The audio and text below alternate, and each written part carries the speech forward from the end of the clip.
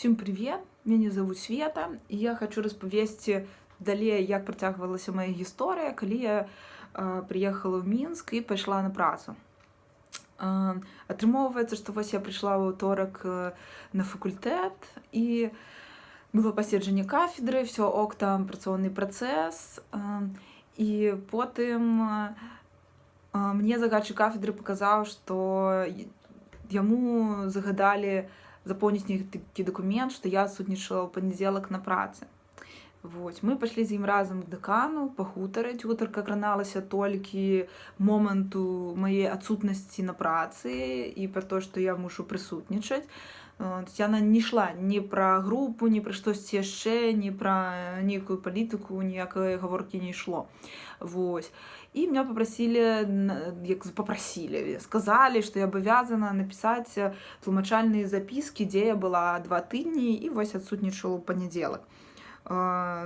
Я легко сказала, да, канешне, напісала тое, што 2 тыдні гэта тое, што я знаходзілася ў турме, як гаворыцца, у мяне і спраўка ёсць. Вось.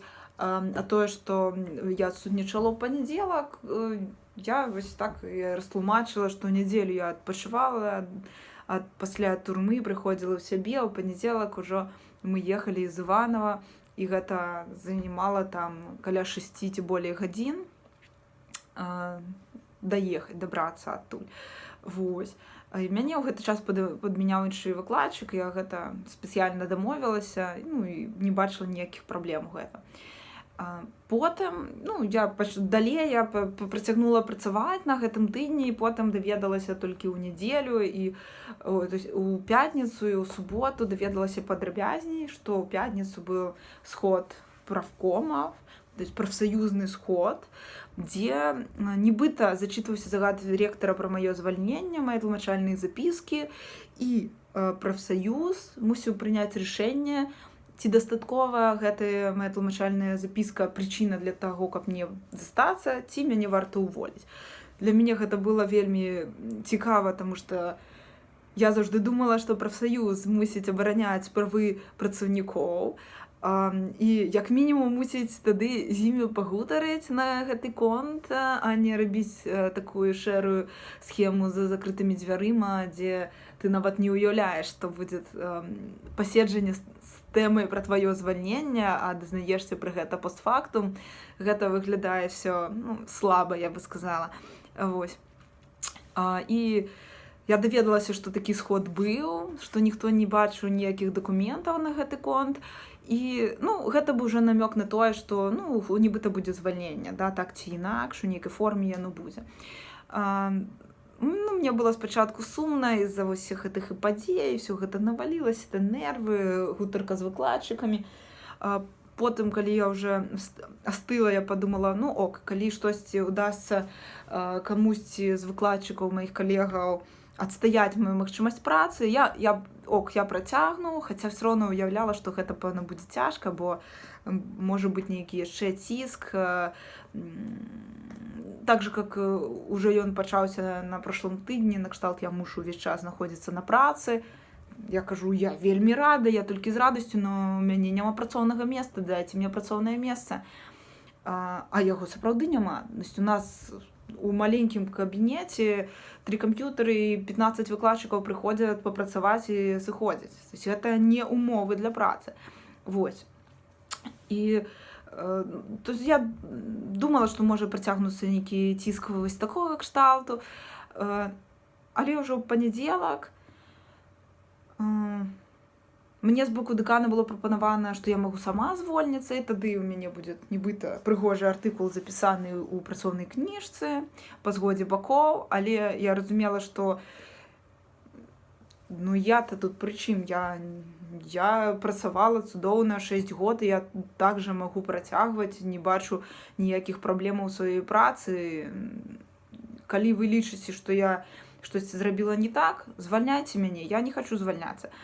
І вось тады ўжо мяне звольнілі, але приказ быў толькі 21 числа, і атрымоўваецца, што на сходзе правкома зачытвалася штосьці іншае, не загад ректара.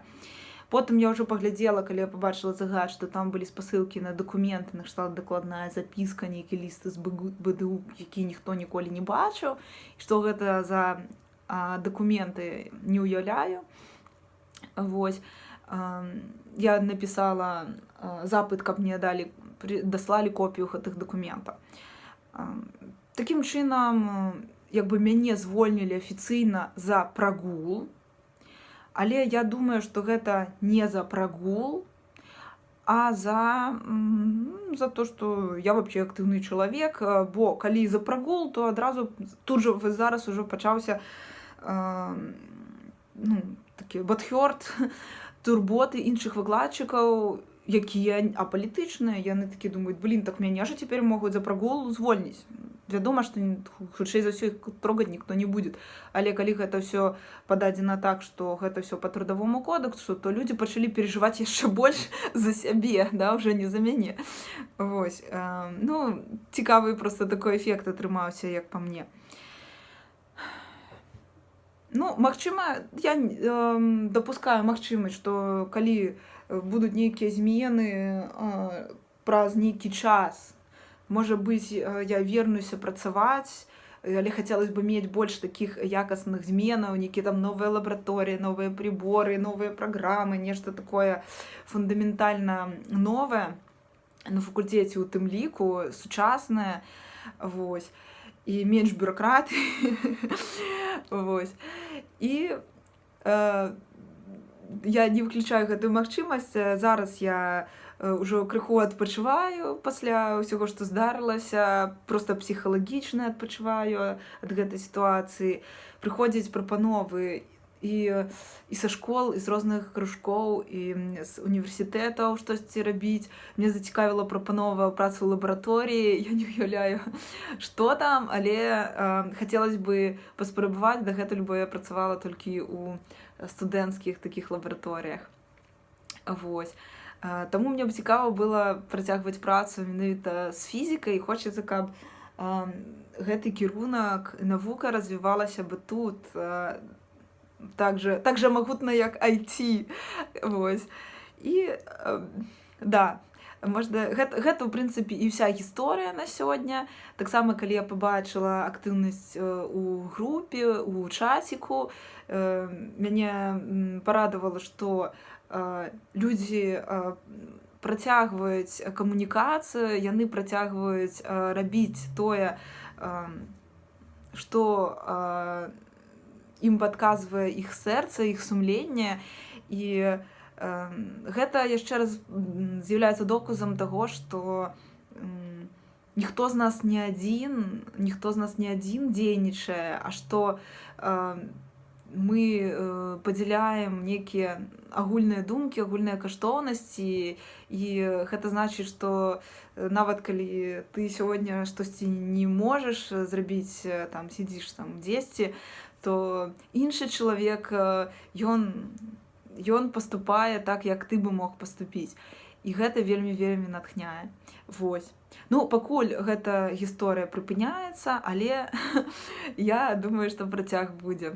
Всё, всім дзякуй за ўвагу.